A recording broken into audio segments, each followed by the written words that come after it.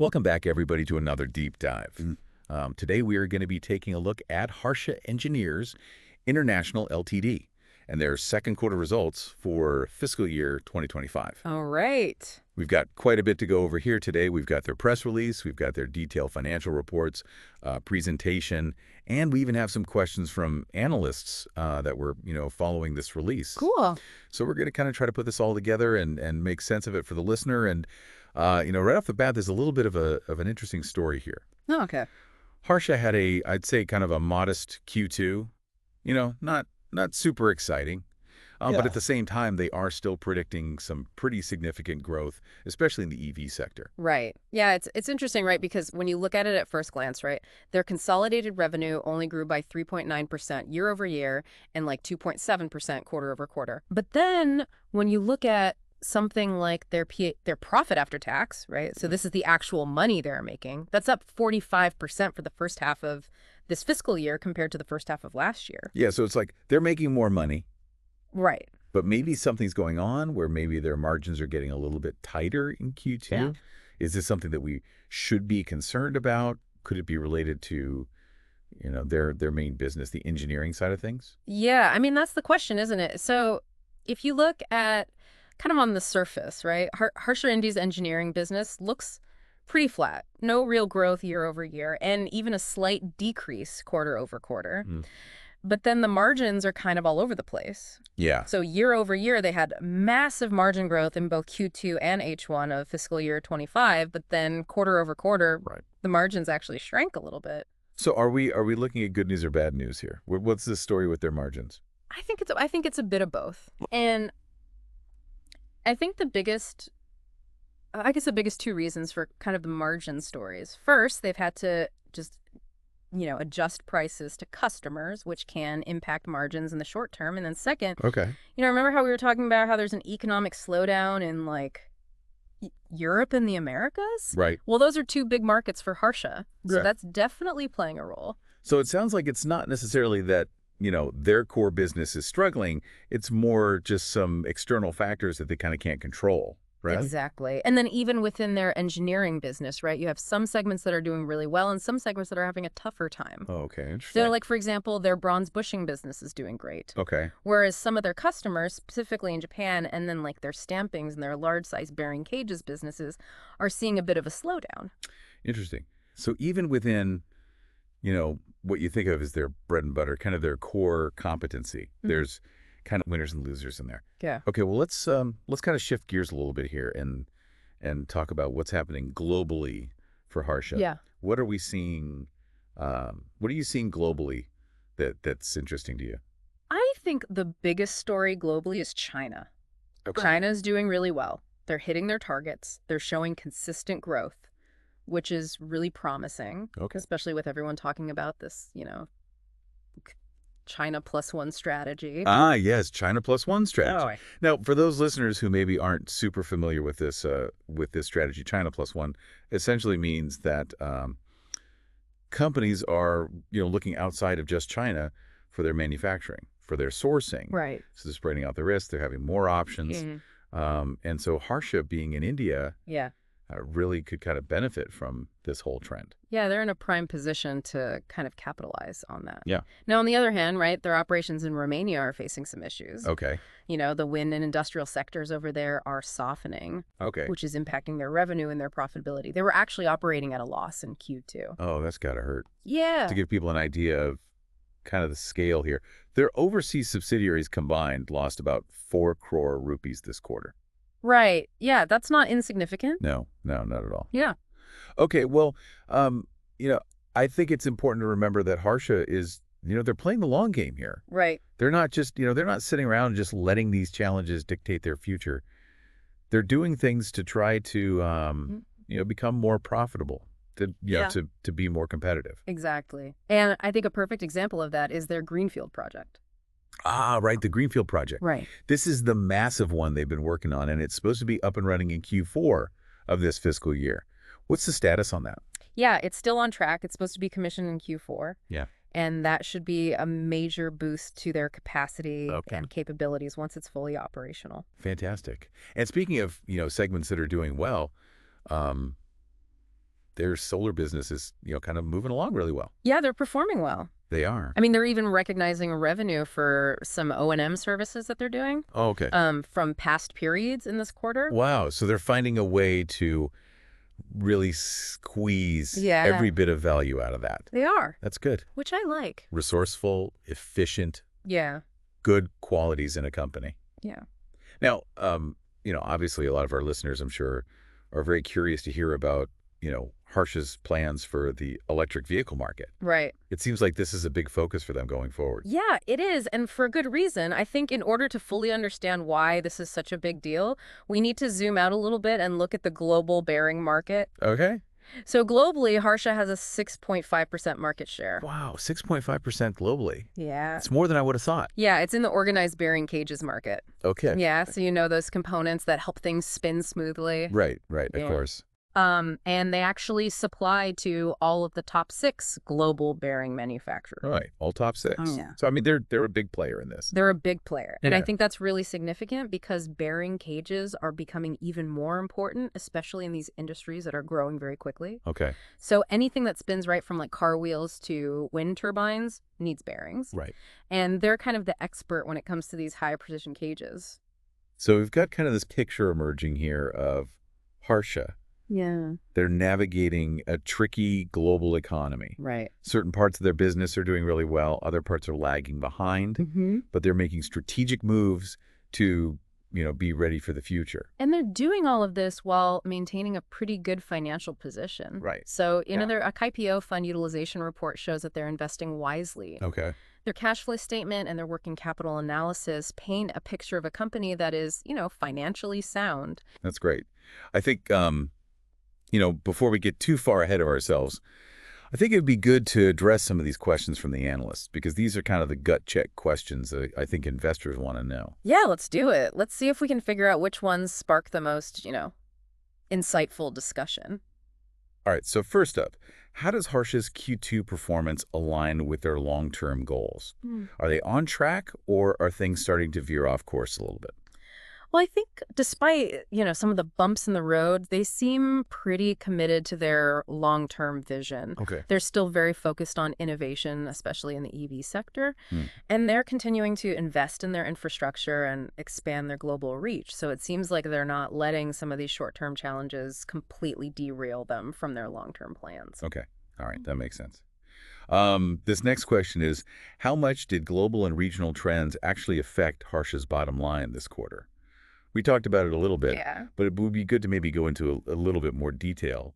I mean, the slowdown in Europe and the Americas definitely had an impact on their engineering business. Right. But remember, we were talking about that China plus one dynamic. Mhm. So that actually worked in their favor. So Uh-huh. they're kind of juggling a lot of different moving pieces in this global landscape. Yeah, for sure, for sure. Mhm. Okay, this next question is the big one. Did Harsha give us any indication of what they expect in the coming quarters or for the rest of the fiscal year? What's their crystal ball telling them? I mean, they didn't give any specific numbers. Oh, But, they were optimistic about how China plus one could benefit them in Q4 and the fact that their greenfield project is going to be coming online will boost their capacity. Right. Plus, they keep talking about their commitment to the EV market, which Yeah. is obviously a huge part of their strategy moving forward. So reading between the lines, it sounds like they're expecting a stronger second half of the year than... Yeah, that seems to be the general sense. Okay, great. Yeah. All right, last question for this round. What's the big takeaway here for investors? What should they be thinking about when they see these Q2 results? Well, I think it's a mixed bag, but there are definitely some bright spots. They're navigating a tough environment globally, Yeah. but they're also making smart moves to position themselves for future growth. Okay. Their focus on innovation, their strategic investments, their solid financial footing, Right. all of this suggests that they're in a good position for the long haul. Okay, fantastic. Well, I think that is a great place to stop. For now, we'll be back in part 2 to tackle some more questions and get even deeper into Harsha's story. Okay, so we're back, and we're ready to keep digging into Harsha Engineers. We've got a whole bunch more analyst questions that we want to get to. And, these are the questions that really, I think keep investors up at night. Yeah, they want to know what's going on. Yeah, exactly. Yeah. So this first one here is all about cash. How is Harsha managing its cash flow this quarter, and what does this tell us about their financial stability? Well, cash flow is king. Hmm. And looking at their cash flow statement, we see strong cash flow from operations, which is a good sign. It means that, their core business is generating enough cash to keep things running smoothly. Yeah. And then also they're using their, the IPO money that they raised. They're using it strategically to repay debt, invest in new equipment, and that makes them even more financially solid. And they still have some of that IPO cash left, right? They didn't spend it all at once. That's right. They have about 550 lakhs left as of their latest report. And they're not overspending. They're focusing on areas that are going to make a big impact. So upgrading their machinery, improving their infrastructure, that kind of thing. So making sure that their factory is in tip-top shape. Exactly. And ready to handle the future. Yeah. Okay, cool. This next question, any new announcements about big initiatives or investments that could fuel Harsha's growth in the future? Well, besides the Greenfield project, Right. which is a massive undertaking in itself, they're really focusing on research and development, especially when it comes to electric vehicles. Okay. And they're also looking at potential acquisitions or mergers. Oh, interesting. So they're really kind of looking to partner with other companies that could help them expand their reach and capabilities. So they're being proactive. Yeah. I like that. Yeah, Not just sitting around waiting for something to happen. right. They're trying to make things happen. Exactly. Okay. This next question kind of goes back to something we talked about earlier, those bearing cages. Yes. Which parts of Harsha's business Yeah. are really driving their growth? So their bronze bushing business is doing really well. Right. But, their core strength is really those bearing cages, especially for the automotive and industrial sectors. And they're a global leader in this market, supplying all the big players. Right. And those bearing cages are what makes them so well suited for the EV boom, right? Exactly, because bearing cages are essential Yeah. in those powertrains for the EVs. So as that market takes off, the demand for these very high precision components is going to go through the roof, and Harsha is perfectly positioned to meet that demand. It's almost like they kind of, fell into this great spot. Yeah, Their core competency just happens to be exactly what's needed it does. for this emerging market. Yeah, it's a great story for investors. Yeah, exactly. Yeah. Okay, last question for this part. How did Harsha actually do compared to what analysts were expecting? So overall, they did a little bit worse than some analysts had predicted. Right. But that's mainly due to those, global economic slowdowns that we were talking about. Right. But their profitability remains strong. Right. And their focus on these high growth areas like electric vehicles and their continued investment seems to have, reassured most analysts. So maybe just a little bit of a stumble in the short term. Yeah, I think that's the general sense. But the long-term outlook is still good. Yeah, they have the right strategy. Yep. They're committed to innovation. Financials are sound. Yeah, that's a good combination. Yeah. Okay, well, we have covered a lot of ground here. We've looked at their financials, their growth plans, their global operations, even kind of how they fit into the larger market picture. Right. And answered some tough questions that I think, investors want to know the answers to. Yeah, exactly. Now, before we move on to our final part, I want to leave our listeners with a question to think about. Okay. And we've talked a lot about Harsha's expertise in these high-precision components and their focus on the EV market. But could they actually disrupt the global EV supply chain? Could they become a major force that, really shakes things up? That's a great question. And that's one that we're going to be talking about in our next segment, where we Okay. take a look at, the complexities of the EV supply chain. Okay. And really analyze whether Harsha has what it takes to kind of be a global game changer. Awesome. So buckle up, everybody, and get ready for part 3 of our deep dive into Harsha Engineers, where we'll explore their potential to really, shape the future of the EV industry. All right, so we're back for the final part of our deep dive. And the big question on everybody's mind, I'm sure, is can Harsha, an Indian company, really disrupt this massive global EV supply chain? It is a big question. But, when you think about their journey so far, Right. it's not as crazy as it sounds. Okay. They already supply bearing cages globally to the top bearing manufacturers. Right. And those companies supply to all the big car companies around the world. So they're already in the game, kind of. Right. They're already there, but through the back door, to Yeah. really disrupt things and become a major player, I think they need to really focus on the EV market specifically Okay. and leverage their expertise in precision manufacturing. Right, because, EVs are different. EVs are very different. They need different types of bearings, different components. Exactly. They need bearings that are designed for high speeds. Lighter materials, EVs are all about, efficiency performance. Right. And that's where Harsha can really come in. Okay, so, building the right parts is obviously essential. Yeah. But the EV supply chain it's a huge, complex thing. It is. Harsha needs to prove that they can work with these car manufacturers, that they can meet deadlines, Yeah. that they can deliver consistently high-quality products. You're absolutely right. And the EV industry is moving so fast. Yeah. Harsha needs to be agile. Right. They need to be able to keep up with all of the changes, all the advancements in technology. Okay, so speed, flexibility, we've got to have that. But also, let's not forget, China plus one. Yes, China plus one is a big deal. Companies are looking to diversify. They are. So that actually plays right into Harsha's favor. It does. They're in the right place at the right time. Yeah, okay, so let's kind of sum up here. Yeah. Harsha has got this really strong foundation Yes. in bearing cage manufacturing. They're already a global player. They're focused on EVs. Yeah. And they've got this advantage of being in India. Yep. Sounds like they're in a good spot. They are, but it's going to be tough. It is a very competitive market. It is. There's a lot of players, Yeah. both established companies and these startups that are really hungry. Yeah.